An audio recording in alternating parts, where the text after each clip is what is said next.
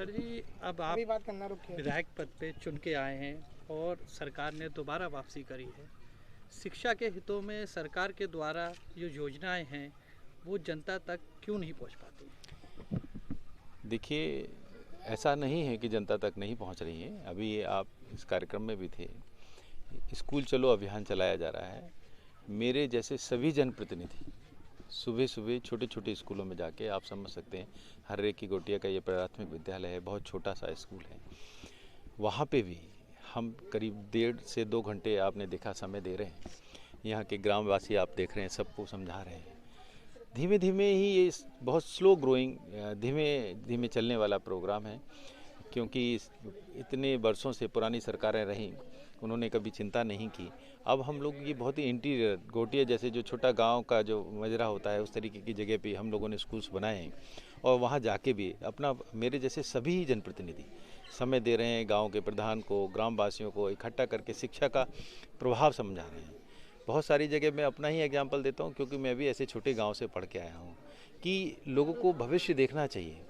शिक्षा एक ऐसा माध्यम है जिससे जीवन को पूरी तरीके से परिवर्तित किया जा सकता है, क्योंकि जब शिक्षित किसान भी होगा तो वो समझेगा कैसे कितना खाद लगाना है, भूमि की कैसी उर्वरकता को कैसे चेक करना है, कौन कौन से बीज हम बो सकते हैं जिससे ज़्यादा पैदावार हो। शिक्षा एक बहुत बड़ा माध्यम है। डेवलप्ड कंट्री में और डेवलपिंग कंट्री में मेन जो डिफरेंस है वो केवल शिक्षा है। तो शिक्षा के लिए सरकार पूरी तरीके से प्रतिबद्ध है और निश्चित ही हम लोग सब जुटे हुए हैं। बहुत सारे बच्चों को स्कूल में लाने का प्रावधान कर रहे हैं। सभी बच्चों के लिए इसीलिए भोजन की व्यवस्था की जाती है, उनकी बच्चों के लिए ड्रेस फ्री की जा रही है, उनके लिए जूते फ्री दिए जा रहे हैं। निरंतर प्रयास है। निजी विद्यालय के मुकाबले जो सरकारी विद्यालय है उसमें नामांकन बढ़ाने के लिए सरकार क्या प्रयास करेगी या क्या कर रही है?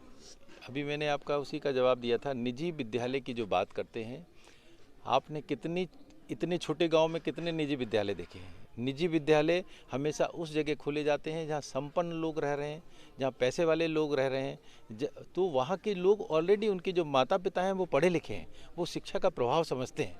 इसलिए वहाँ पे बच्चे जो जाते हैं, एक बार जाने लगते हैं तो वो उसकी निरंतरता बनी रहती है। लेकिन हमारा प्रयास सुदूर गाँव में है, जहाँ पे अभी जो उनके माता पिता हैं, उनके बच्चों को स्कूल लाने के लिए हम प्रयास कर रहे हैं और प्रयास हो रहा है। आप देख रहे हैं निरंतर संख्या बढ़ रही है। अच्छा सर, जैसे सरकार के द्वारा जो योजनाएं पहुंचती हैं, बीच में लोग जो इस योजनाओं की बाजी मान लेते हैं, उस पे क्या कार्रवाई होगी? अब सत्ता में आप लोग देख रहे हैं मोदी जी डिजिटल इंडिया पे हमारा चल रहा है। पहले जो चीज़ लोगों के द्वारा जो बांटी जाती थी, जैसे कि हमारे यहाँ जो ड्रेस थी वो पहले बांटी जाती थी, अब वो सीधे सीधे बच्चे के परिवार के उसमें खाते में जाती है। तो इससे फिर यदि किसी के खाते में जाएगी तो पैसे का कहाँ करप्शन होगा? निश्चित ही सभी इस तरीके के डायरेक्ट लोगों से कांटेक्ट किया जा रहा है, लोगों के खाते में पैसे जाएंगे तो भ्रष्टाचार तो खत्म हो जाएगा। अच्छा, ग्राम क्षेत्र के जो वासी होते हैं, बच्चों को पढ़ाने में उद्देश्य कम रखते हैं, जैसे खेतों पे ज़्यादा कार्य कराते हैं, उस विषय में क्या कहेंगे अभिभावकों को आप अपनी मीडिया के माध्यम से?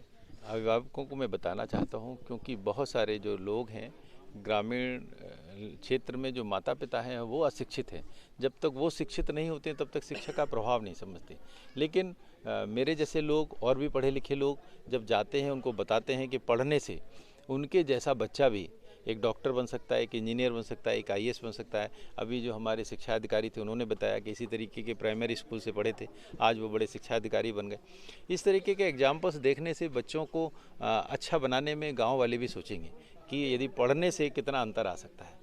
कभी कभी ऐसा मेंटर की एक भूमिका होती है, समझाने की भूमिका होती है, वो सब हम लोग प्रयास कर रहे हैं। सभी मोदी सरकार के जितने भी जनप्रतिनिधि हैं उनका यही काम है, लगे हुए हैं स्कूल चलो अभियान में, यही बताने में लगे हुए हैं कि पढ़ने लिखने से जीवन बिल्कुल बदल जाता है। ठीक, धन्यवाद। किसी भी जाति के हो सकते हैं, किसी भी धर्म के हो सकते हैं, अलग अलग विलक्षण प्रतिभाएं होती हैं। कुछ बच्चे बहुत अच्छी आर्ट बनाते हैं, आप इनमें उनको चूज कर सकते हैं।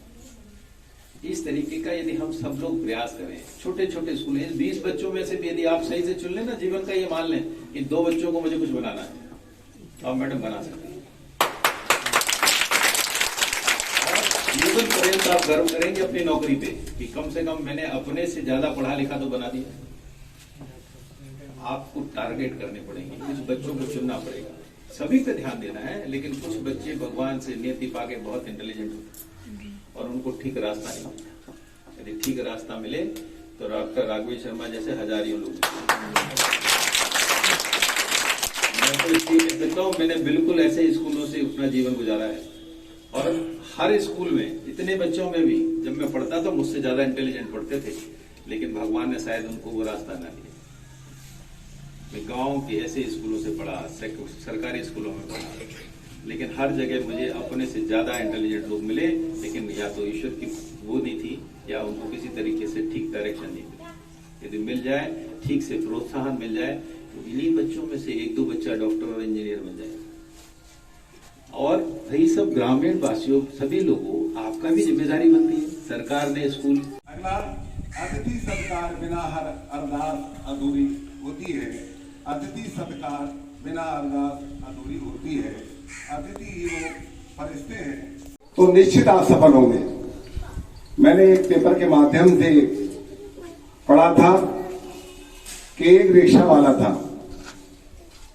रिक्शा वाले की कमाई कितनी होती होगी ये आप ही समझते होंगे, हम सभी समझते हैं।